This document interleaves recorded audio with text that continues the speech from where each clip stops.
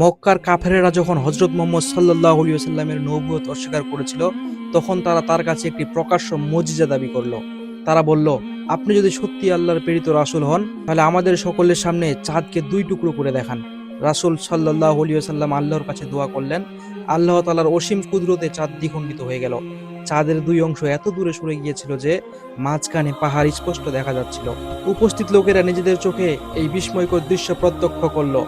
তখন নবীজি বললেন, তোমরা সাক্ষী থেকো, এটি আল্লাহর নিদর্শন। আল্লাহ আমাকে তোমাদের জন্য নবী হিসেবে প্রেরণ করেছেন। এই ঘটনার উল্লেখ পবিত্র কুরআনের সূরা আল কামারে রয়েছে। কিয়ামত নিকটবর্তী হয়েছে এবং চাঁদ বিদীর্ণ হয়েছে। কিন্তু এত বড় মুজিজা দেখার পরও অনেক কাফের বলল, এ তো স্পষ্ট জাদু।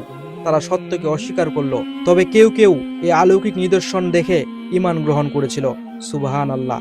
আল্লাহর কুদরত অপরিসীম, তিনি যা চান তাই করতে সক্ষম।